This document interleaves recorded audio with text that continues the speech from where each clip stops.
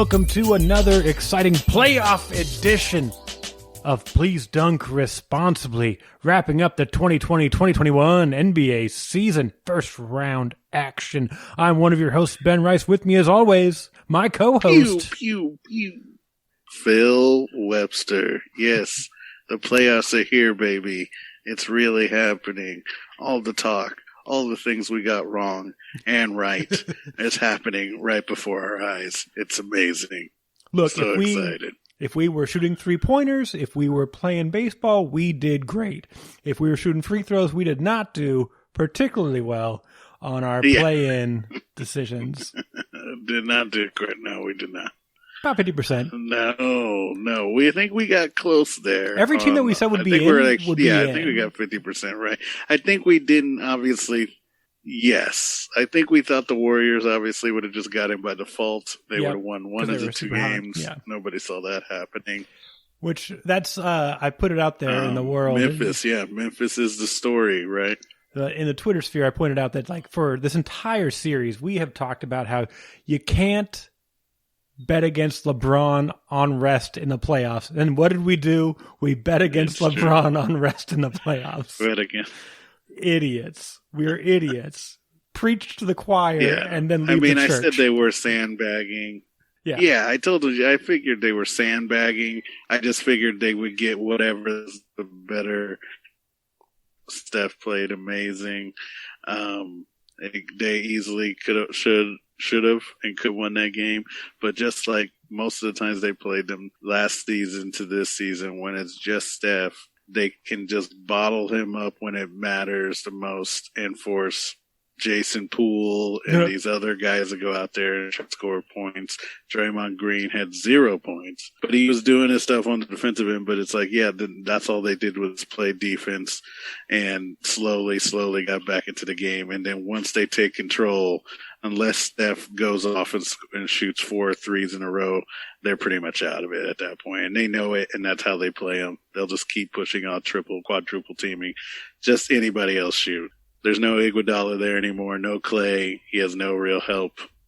He's just got a lot of young guys. Oubre was back to Oubre, and like we thought. But look, it was an amazing season for Steph. But down he goes. Yeah, and he gave his all against the Lakers, had nothing left to give, playing the Grizzlies, who are young, fresh, ready to go. And as we were discussing, this is one of the few times we've actually met between episodes. We don't do it very often. We met up this afternoon, whatever time is. And I was telling you that I was like, that Grizzlies team, they're spry. They're playing some pretty good defense game one. Looking forward to game two, where they forgot how to play defense at all. Their rotations were complete. We're only at halftime, but as we're recording this, but real bad rotations. Just 2 passes. They're like, what? What does he mean the left side of the court is open? Yeah. Yeah, I mean, they're a young team. They're riding high. They're hot. They gotta. So it's gonna be interesting. But one way or another, I mean, we both. I mean, before we get too far into this, just think like the Jazz they're probably gonna get it together, even though they lost game one. Again, Morant's playing great. He's playing great in this one, and just like that, they're gonna learn that he's gonna need a piece or two, and they'll either get it through the draft or through free agency.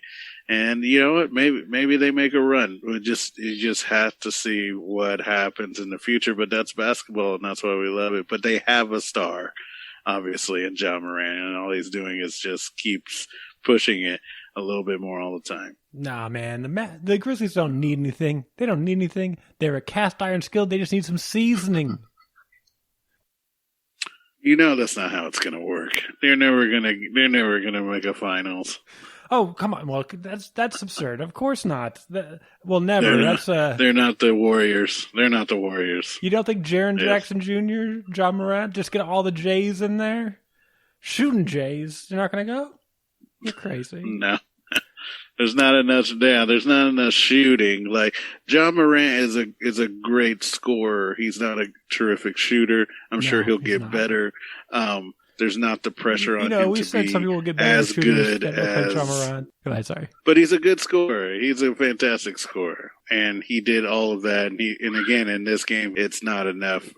But the Jazz are a good defensive team, and plus they got Donovan Mitchell back for game 2. What and a difference. So he's really put it on. He's completely another offensive option. Oh my God. Yes, I mean we saw him last year in the Pandemic Bowl in Disney World, where him and Murray from Denver went off and scoring 50 points a night on each other. He's the real deal. He is the real deal. So, yeah, the Jazz, I think, are going to be an interesting team in the second round and when they get the Lakers, which we would assume will happen. But before we get into all that, what are we drinking? Oh, my goodness. What are we drinking? Excuse me. That was rude. So rude, your son heard it through your headphones. That's how rude it was. So there were a bunch he definitely heard it there. As things start opening back up ever so slightly after during the pandemic, however you want to phrase it, during continuing pandemic, breweries are getting more comfortable with their anniversary parties. Pandemic, yes. They're like, maybe we could have an anniversary party a little bit, spaced out. We could maybe do it. So this weekend, 2 breweries had anniversaries. The first and the you third. can come by if you want. Come by, pay your respects, kiss the ring, and get out of here. But got 2 anniversary beers. For me, I'm drinking from Campus Brewing, which just celebrated its first anniversary. David Weiss, Peter Haldorf owned brewery, bought out YOLO Brewing, made it their own. Really knocking out some fun, weird stuff and some solid, the things you're looking for in beer. Just getting better every day. They put out a Swerveza michelada beer. That was a collaboration with Flatland Brewing down in Elk Grove. So I'm drinking that. I got a nice little rim of Todgen and chili lime salt. So pretty tasty. Oh, yes. That's perfect. They've done a couple collabs with Andrew from Flatland. Amazing stuff. Yeah, he's always making him go up a notch. And for me, probably, again, I don't think we talk about them enough, even though I feel like we do talk about them a lot, is all the time. Urban Roots. They just had their 3rd anniversary. Oh, yeah, Hall of Fame. They're part of our Dream Team breweries in Sacramento, and they brought out another one. I'm drinking their 3rd anniversary Unfiltered Indian Pale Ale. That is a double, and it tastes amazing. For them, they don't really call them hazies. They call them unfiltered, which is technically the correct term. It's very juicy, very hoppy at the same time.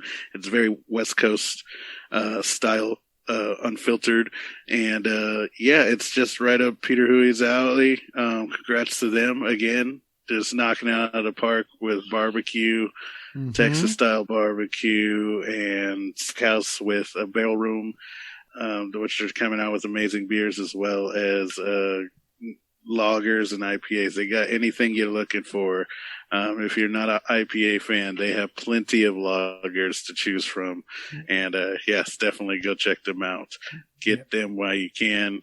They're amazing. Yep. And secretly their specialty is Saison. They also do great stouts. Peter's brother is a winemaker. They sell his wine on site. And they also support the local cider makers. Yes. And again, great food, barbecue. They have vegan options. They're the complete package. All of these places are very affordable. Very affordable beer, very tasty beer, stuff that you wouldn't try before. Their saisons, I think, are like $6 a bottle. It's like you're not going to get that anywhere. You need to get out there and taste it. And they have a 4-pack sometimes that you can get with different varietals of the saisons, and they're impeccable. Oof. If we had to make Urban Roots a team that can play any style and run the floor, what are we talking about in history? If we had to make Urban Roots a basketball team, because we do compare players to beers, teams to breweries. So we haven't done one in a while. Urban Roots, oh man, they'll just switch on you. They'll run everything. Man, yeah. I say it, and then I'm like, I don't know. It's hard to say. It's hard to say. Yeah, it's it's on the back of the head, inside the throat. Right. It's I Is it the Bulls? I don't think it is. They just bludgeon. They're bludgeoning you. They just bludgeon. I'm going to say it. Here's what I'm going to do. My heart wants to say the Bulls, because it's the greatest team of all time. But they were just so heads and shoulders above everybody, which also Urban Roots. But just the ability to play every speed, every style. I'm going to go with, it's a tough call, but I'm going to go with the Ray Allen version of the Heat. You had Shane Battier on there as well, going along with Bosh, Wade, LeBron. Those 5 players, and Udonis Haslem, allow you to play so many different ways of basketball because they can interchange with each other so easily and become like a 3-point shooting team, a defensive team, a grind you to dust team.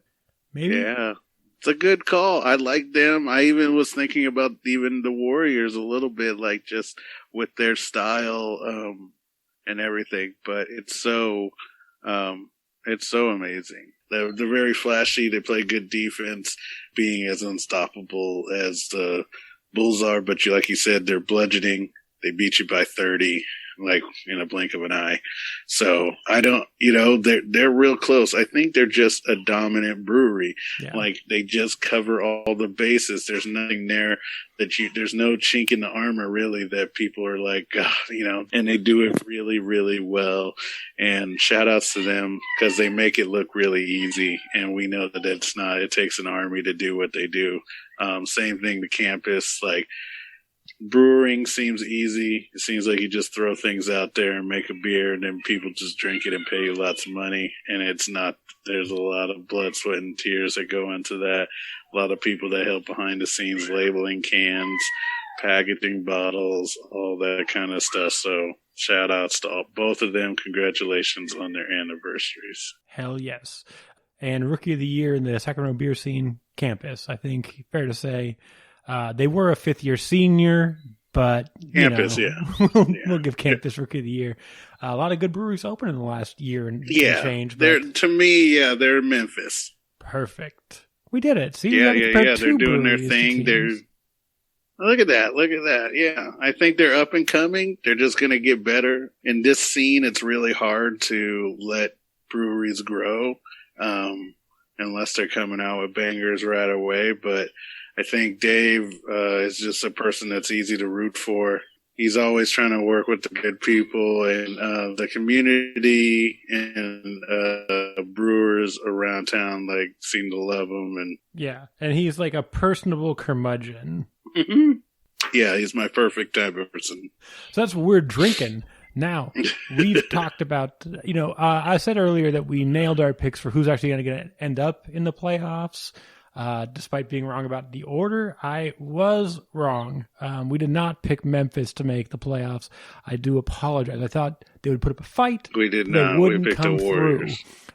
So apologies to the Memphis Grizzlies, who, if we go back and listen to this series, I am a big fan of. So again, I go against myself, and I have to look like an asshole all the time. Yeah. So apologies. Stick to your convictions, Ben. Dance with the one who brung you. This is go to the big dance, which is actually the NCAA tournament. But whatever.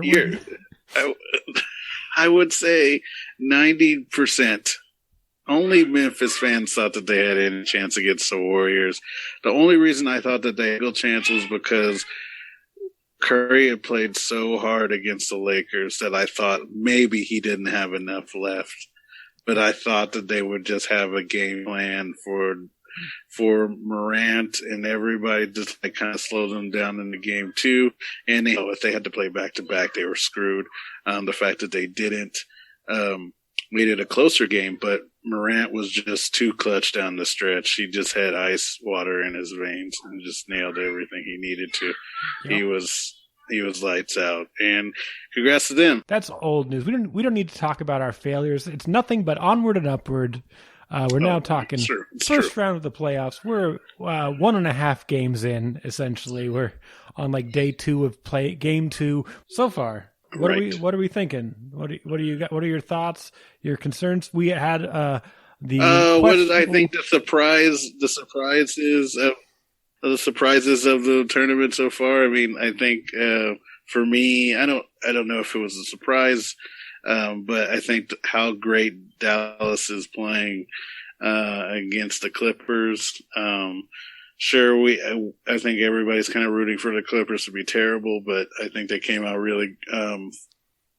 Luka came out incredibly hard in game one. Obviously, just shocked him, and then in game two, even with Kawhi doing what he did, putting up 39, Luka puts up 41. They just have no answer for him, even though supposedly they have nothing but guys that play defense. Yep, allegedly. Best two-way players named in the league according to themselves. Not doing the job. They have no problem scoring themselves. They're putting up points, but they cannot stop Luka, Baby Bird, as people are starting to call him. Even though he's been everything we've talked about. Is like first half he I think shot in the first three quarters. I think he was 5 of 9 from 3, and then he was 0 for 4 in the fourth quarter in the second game of the Clippers. But he was finding other people. He was getting Hardaway Jr. involved. He was getting Porzingis involved. Like, he's just an incredible passer. He's always on the edge of a triple-double every night. Yeah. He just doesn't look like LeBron, but that guy's 22 years old. He's gonna be a phenom. Like, he's a real deal. He's only gonna get better. It's gonna be stupid once he develops that shot where it's even more consistent. It's insane. That guy's good. Yeah, when he loses the baby fat and gets ripped like Jokic, it's going to be like, oh no, it's over for everybody. But yeah, that Clippers team, like you said, they're supposed to be these defensive dynamos. You got Patrick Beverley, supposed to be the spearheading that defense, a scrappy defender, but he's like 73 years old now. Looks like it, man. I don't see how you play Kawhi and Paul George together. Like, that makes sense for both sides of the floor. They just, like we've talked about a million times, like, yes, Kawhi can go in the post and crush people, but they have such the same skill set and needs that it's just like, how do you have two of those guys on the floor at the same time? If you wanted to put one in to just crush people, then take a break when another person comes in and crushes people, I think they'd be better off than playing them together. And that's weird to say for people that are making tens of millions of dollars a year. No, so I agree with you. On it, that they're just odds and ends. They're too much the same player that they don't really feed off each other. Like, you can see that they do a lot of one-on-one stuff. There's not a lot of passing of the ball. Clearly, I mean, probably the worst move they could have done was get rid of Doc Rivers as their coach and just make it seem like that. Like, why would you do that? Like, if anybody get it done with those two, like, he didn't stop them from anything. And if anything, he got them to play even harder during the pandemic, where supposedly playoff P or pandemic P, Paul George cannot seem to put it together. He just keeps on blaming somebody else on why he plays horrible in the playoffs. And again, he's not playing terrible. It's just they're not making anybody better. They're getting their points, but they're not assisting guys or getting those guys in position. And they just, like you said, they have a lot of spare parts that just don't go together anymore. They were out there buying up all these contracts. They were the Nets like 2 years ago, getting all these dead contracts, adding all these like lead players from bad teams, and they just couldn't get it done. And now they have to pay those consequences by being stuck with a Beverly, by giving Paul Pierce tripling down and giving him an extension.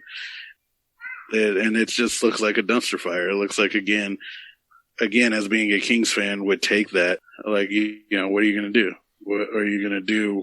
Like, does Kawhi leave? Like, there's so many questions. But again, they still have a chance in this series, but they don't seem to feed off each other. They just do their own individual games and don't really help their teammates. And I think we can stop using nicknames where the letter P is involved, because playoff P and pandemic P have been terrible. Swaggy P, trash. Like just go, Jesus, George. That's the thing you could do. Like, Gugh, George is an accurate nickname for this guy. Well, I mean, you're coming from a guy where his name starts with the letter P. Yeah. and he's going to wet the bed in the playoffs every time. It's just like there's at this point a decade showing he's not cut out to be the killer. Like, it's an old school phrase, but he's soft. Like, it sucks to say it. But speaking of the Nets, you mentioned him. I've had a blast watching my guy, Blake Griffin, who's not my guy, but I was like, I want to see him succeed. Blake Griffin threw down 2 dunks in game 2. 2! Yeah. And each time he fell to the ground, and I thought his career was over. Each time. Oh, like, that was an amazing dunk. Both times. Way to go out on top, Blake. It looked like athletic going up and not athletic coming down. Like, he could have been more athletic going up, dunking on people. He doesn't look like he can land anymore. Yeah, it takes so much energy to come up. He's like, I don't have anything for this coming back down. But those 2 were massive. They looked like Blake of old, posterizing dunks, and then just, oh no. Yeah, they're taking care of business. I even made it. They weren't going to be able to do much. They would need Tate to score 50 every night just to even give themselves a chance. Walker is kind of just falling off. Mm-hmm.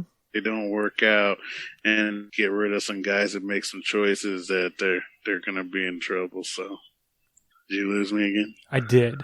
And Phil, let's face facts. The internet is against us. It wants us to be together, Phil. It wants us to be in person doing these episodes. All right. I agree. Let's do this. Let's admit to our fans, which are just you and me, that this isn't working today. Let's do 2 sentences on each series. One for the team, and 1 sentence per team. The recap of them all. That's probably asking a lot.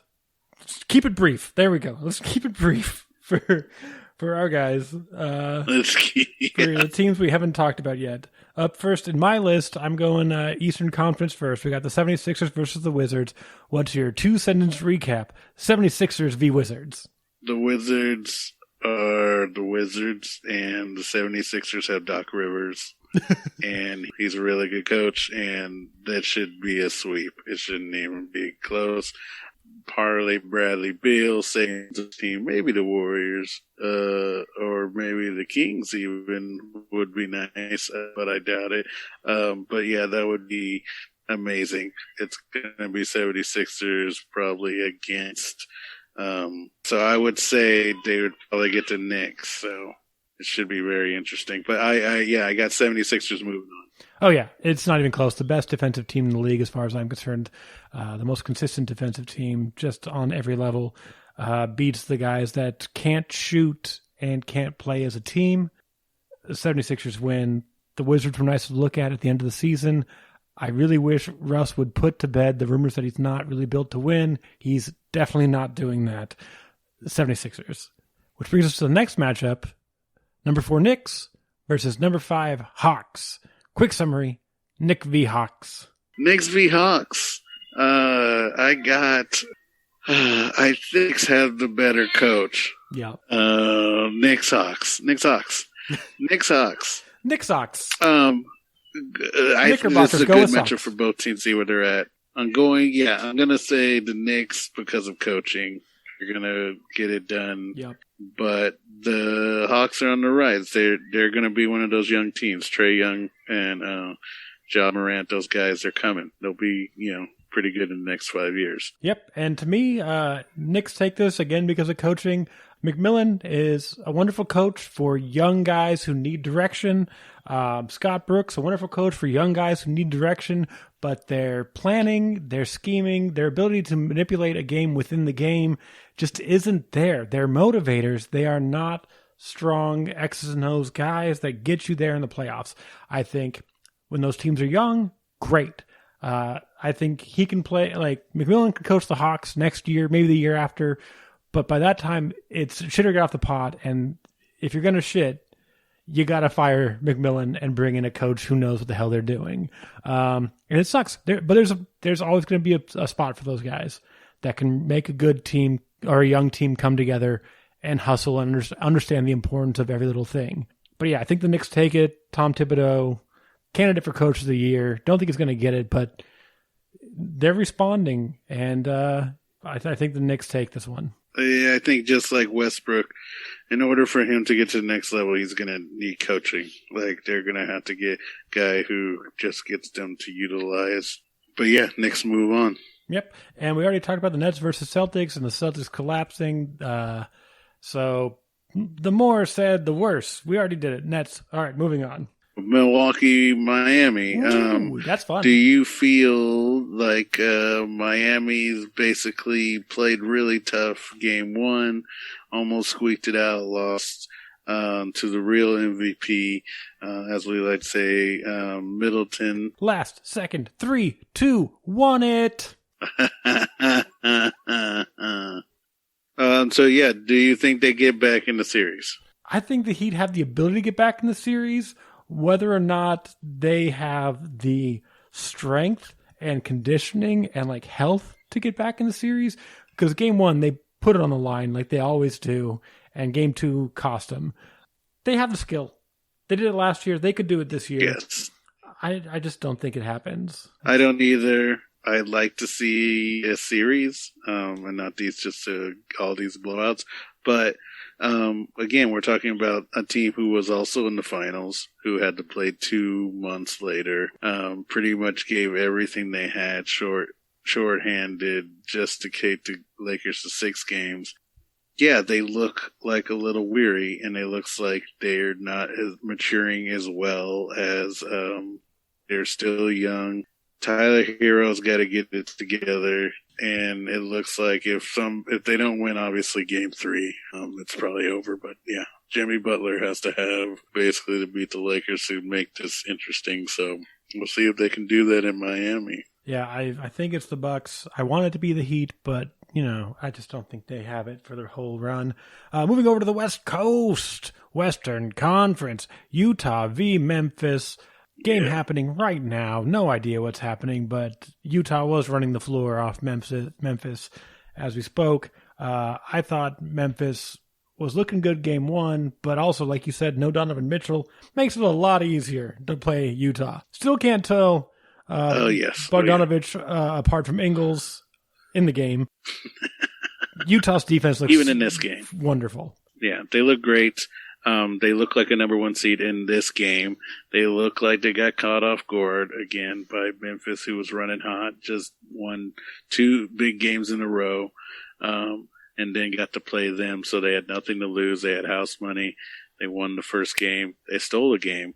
Now they go back to Memphis. Even if they lose the game today, which it looks kind of like they might, they're going to go back home 1-1, hopefully hold court. And then you can make a case, but like Utah's got, like I said, is when we last talked about them being the number 1 seed. They're a great team, but it's just different in the playoffs when you got to play the same team 3 or 4 times straight. They're gonna start making defensive changes, taking certain people away. So we'll see, but I'd have to see it. And Clippers Mavs we talked about. I think the Mavs pull this one out. We didn't actually say who would win. I think the Mavs pull it out because the Clippers are just a disaster right now. They're falling apart. I have Dallas. I think they win in 5, maybe less. They have the Clippers number. Their players are going to play even better when they get home. So guys that weren't necessarily shooting that well, they're going to get stuff to fall. Luka's clutch too, a close game, which I would assume it would be in game 3 because the Clippers know what they have to do. I think Luka ends up hitting some crazy wild shot to win it. I wouldn't be surprised. So yeah, I got Dallas. Yeah. And our internet's truly hating us. And by our, I mean my. And we're getting to the 2 best series going on. And we're like, doubtful it'll even come through in the recording. I'm so upset. Number 3 Nuggets versus number 6 Blazers. This has been a fucking thrill ride. I've loved it. Everybody's doing everything you expect them to do. I love it. Yes, Lillard's been outrageous in game 1. He was even really good in game 2. But Jokic really showed, and again, showed why I think he's going to be the MVP. He just made everybody better in the second game. It seemed like they just knew what they were doing again. Good coach. and Mike Malone. Mm-hmm. Kings had him. Let him go. Don't even get me started. Oof. He's built that team. He likes the traditional center. Again, somebody like Jokic who can kind of do it all, do floaters, excellent passer. He's making everybody better. Dame and them, they don't really. They're again really fantastic shooters. So it's like they're always going to be good enough to get in the game, but do they really have enough to kind of keep everybody involved and hit shots down the thing? I got Denver coming out on top. I think they're just more of a complete team. Yep. But it's been a fun series, maybe the most fun series out of all of them so far as like what might happen. I like it a lot. I hope it goes to 6 or 7, but I got Denver. I got Denver too. Like you said, the most fun series. What I've enjoyed are those vintage Paul Millsap moments where he just spins into the defender, lays it up, dumps it off. Just watching him power through these young guys. Vintage Paul Millsap is the thing I enjoy watching that you didn't really expect to see in this series. But yeah, the Nuggets win it. They just have a better defense, a more consistent offense, more people that can play on offense. It's the Nuggets. So the last series, the series everybody's looking at, it's Suns at number 2 versus Lakers, number 7. What are you seeing there, Phil? I don't think it's as much as we wanted to. Chris Paul, unfortunately, gets the injury bug again, where they thought he might be like 60, 70%. He was like 10%, if best. He was out there with one arm.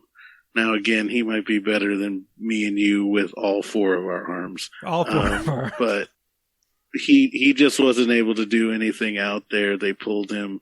They kind of kept it close, even with him in there, because he was kind of like a decoy. But I think they were just so worried he could get hurt again or just linger it through the series that they did the right thing and took him out of this game. I wouldn't be surprised if he doesn't play game 3 because it only puts you down 2-1 if you lose, and then you try to come back with them to win game 4. But it looks like the Lakers, it's a gentleman's sweep for LeBron. This is what he does. He wins in the first round. I think they get it done and win in 5 or 6. Yeah, it's a real bummer. This is a career-defining series for Chris Paul. The definition, Chris Paul gets hurt, team suffers. Doesn't win a championship. There's so many guys where people give them shit for not winning a championship, despite the fact that the NBA is definitively a team sport wherein certain teams go on runs and are dominant for years at a time, sometimes almost a decade, ruining these people. Like Charles Barkley never won a championship, even though his teams were good. Things would happen. The NBA is stupid. And one of the things that people will say is Chris Paul's not a winner, and that's not true. Chris Paul is a winner, and this series defines that. Yes, he does not. Again, he does not get to be put in the same whispers as much as I like him, a Westbrook or something like that. That dude makes his teammates. He makes your team a contender.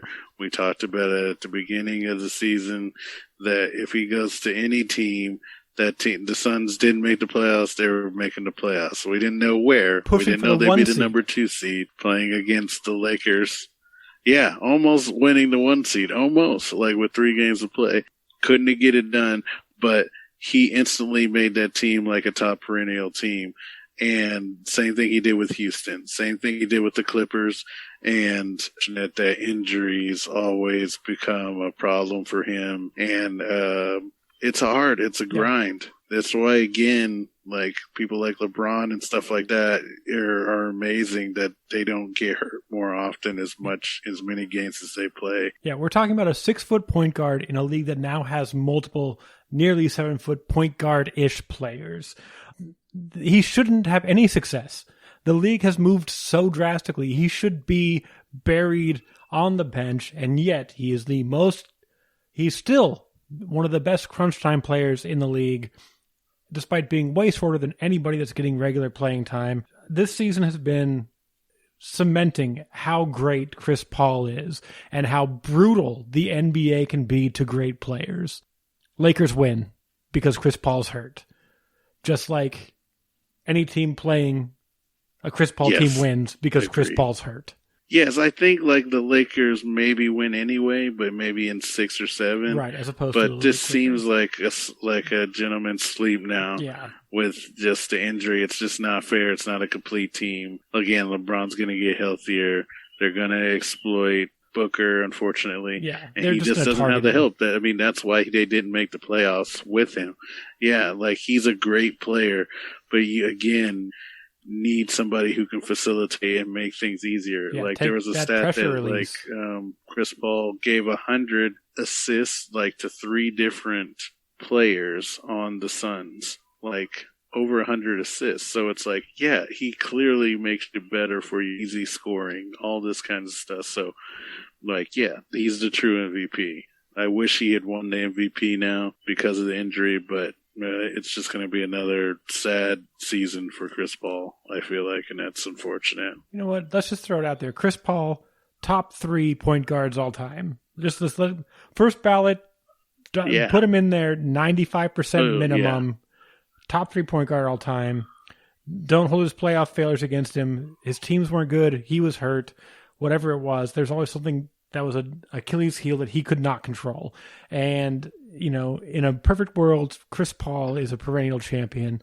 And it just got, come on, the one year the Lakers probably are so for hurt, the Lakers. LeBron's so hurt that he ends up dropping to 7. Come on. What more could go wrong in Chris Paul's career and have him still be as good as he is?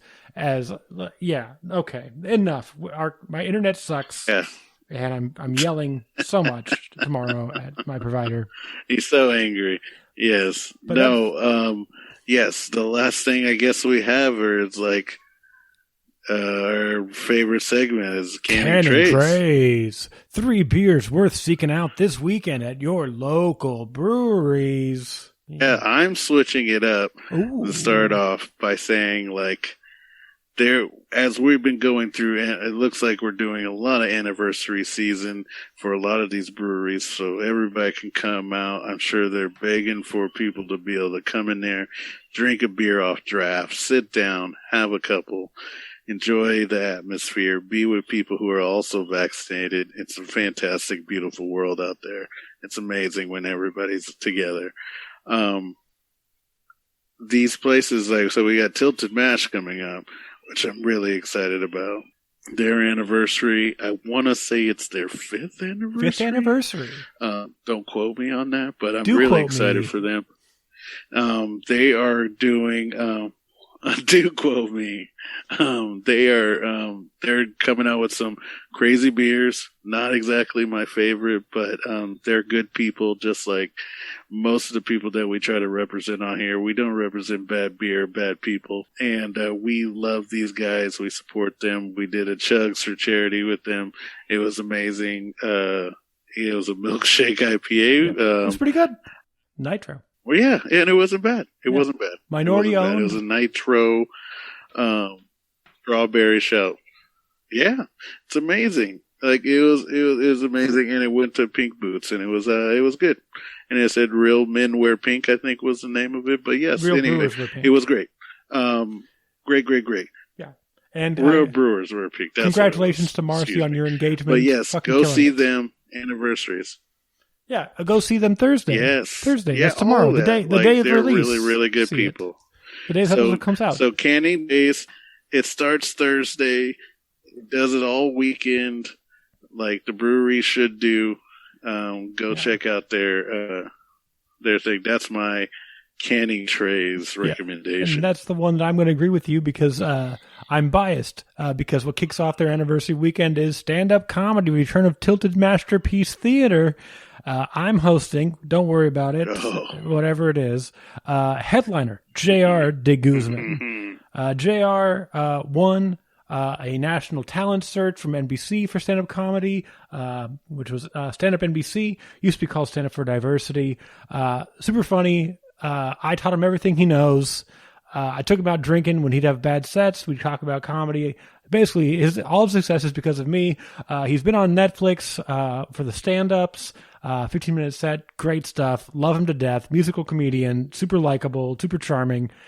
He's headlining. And then we got Diego Curiel, who's been on Amazon Prime's Comedy After Dark, or Laugh After Dark? Laugh After Dark. A Tilted Match favorite. I've had him on the show like 10 times. He just pops in to do new stuff. People fucking adore him. And then Regina Givens, who hosts the open mic on Sundays at Touch of Class, which was featured on Comedy Central's Kevin Hart Presents Heart of the City. She's the regular host there. Because of editing, of course, she didn't make a lot of appearance in that show, which is a bummer because she's a dynamo. There's almost nobody who can follow her. She's like, JR has his work cut out for him. But yeah, they're also Tilted Mash as far as the beers. They're releasing a series of smoothie seltzers. That's the blend of milkshake IPAs and seltzers. It's an unholy trinity. We'll see what happens. But hey, God. I get it. But yeah, they sell. People are gonna love them. Go try them all. Speaking of which, just in breaking news. Breaking news. Break the ceiling. Ja Morant scores 47. And then? Still loses to the Jazz. Oh, no. Donovan Mitchell, scores 25 points. Rudy Gobert, 21 points. Conley, 20 points. It's just, it just shows once you get to the playoffs, it's about team. It's about getting everybody involved. That Ja Morant, I mean, he's going to be great, but I have a feeling this is going to be a gentleman's sweep because he's just going to get tired. He can't score 50 a night and then still lose. So, yeah. And then for my Canning Treys, I'm going to go ahead and pick one of my favorite breweries combined with one of those classic. It's two old school breweries collaborating on a beer. It's Sudwerk. It's Anderson Valley up in Boonville, known for their Boont Amber Ale and their Goza series. Sudwerk, known for their lagers and old school German beers in general. What are they going to do when they collaborate? Are they going to make an amber ale and an amber lager using the same ingredients but changing the yeast and how long they put them on to make the ale lager thing work? That's what I thought. I was wrong. They are making a double IPA, which Sudwerk usually doesn't make ales at all. No, a double IPA with a shit ton of apricots. So, yeah, look for that one coming out this week. It's Davis to Boonville on the Sudwerk version, and for the Anderson Valley, it's Davis to Boonville. So, that should be crazy. I'm down for that. I'm always in on what Sudwerk's up to. And again, like we talked about, this is anniversary season. This is when all the breweries start having their anniversaries, the successful ones, and we always like to promote, always go to. They're always great. They're always going to do these fun collabs with other breweries that they really respect. And you get some good flavors that you maybe wouldn't necessarily get from your local brewery. So definitely always support them. Go check them out. It's going to be quite the summer, my friend. I think a renaissance. Yep. And we need a third for Canning Treys. If we needed a third beer, oh, man. It's been a crazy week for me. Oh, man. Making announcements on everything. My girlfriend had a car accident last week that kind of put us behind schedule on a lot of stuff because she had to go to the ER because my girlfriend is pregnant. We're going to have a baby. We're putting it out on all the podcasts right now. Just so you know, every podcast gets the baby. Dropping that fact on everybody today. So I figured I'd put mine in there. This is going to be as big as the Sona drop of her being pregnant with twins. This is going to be pregnancy podcast alerts across the world. Everybody's going to remember this. Yep, that's just how we're doing it. So another can to watch out for is the fact that I will be drinking a lot of non-alcoholic beers in solidarity with my girlfriend. Like, so sorry. Oh, so I had... it's very nice of you. The Barrel Brothers, they have a beer that's it's a non-alcoholic hazy state-sponsored juicing. And I had it before, but it was like, you know, a can from somebody that was handed over, and I didn't really chill it properly, and it wasn't very good. Had a chance to throw one in the fridge. Delectable. Gave it to Becky. She's like, this sucks. And I'm like, oh, no. But then she's also bitter blind, so I imagine that a non-alcoholic IPA is probably not the best flavor for somebody who doesn't really taste bitter. So I'm going to try to give her a blonde and a sour and see what she thinks of that. So hopefully I found a way to... They're really doing it. They're really going in like 2 feet with the non-alcoholic Vital. And it's not just one beer. They're doing several different... like all in the non-alcoholic version. So good for them. Yeah. Like good for them. And it gives people an option to have some flavor without just, necessarily going clawhousing or something like that and just getting an amber or something else. Like you get stuff with like actual flavor. So good for them. Yeah. Good for them. I had a chance to have one of their sours. It's a guava sour. Delicious. Had a chance to try their light brew, non-alcoholic, a light beer, kind of an O'Doul's throwback. Delicious. Had their dark sarcasm porter. Yeah. Not a fan. I found the dark beers, they missed that body and that mouthfeel. And it just comes out as this like cloying, weird, thick thing. So I'm not really a big fan of, they can't even call them stouts by law. So it's just like dark ale or whatever they call them. They're not coming out that great, but compared to what your grandma was drinking and even your dad or anybody in NA, like even, 5 years ago, it's changed entirely, but definitely check them out. Sometimes you get free shipping. So, Barrel Brothers in Windsor, California, the second best brewery in Windsor. Barrel Brothers. I think we talked about this. Yeah, when I was in Sonoma and Dillon Beach, highlight of the trip. They had some really good stuff. I think I had the Brother Maker, their double IPA. Mm-hmm. So good. They're just a really solid Sonoma brewery, right up there again with Moonlight and what's that Republic. One that just makes like one of the best of all time? Yeah, Bear Republic, Russian River. They're right up there, dude. They are amazing breweries. Hen House, geez, friend of the podcast, or friend house. They're doing amazing things in Sonoma. So, yeah, friends of the pod. Yeah, and that's what I'm also looking forward to: getting people on the pod, talking about basketball. Hopefully soon, doing it live, doing some live streams. All that stuff's gonna be coming up. People are getting vaccinated again. It's getting a little bit safer out there, and every little bit helps. So we can do some really cool things before Ben is locked up, caring for a child that looks like him. Yeah. Oh my goodness! Yeah. We're going to get to the off season. We're going to need something to talk about. We're going to need guests. Oh my God. It's awful. All right. This has been the worst attempt at recording this podcast we've ever done. Xfinity, you're dead to me. I'm getting a lot of mail from competing providers. I'm going to start looking. Yes. Or we can just go back to in-person interviews, whatever. But, for today, I'm upset. Your editing work is going to be... this is coming out tomorrow afternoon. You're going to hear this and be like, oh, there's a show tonight? And it will already be over.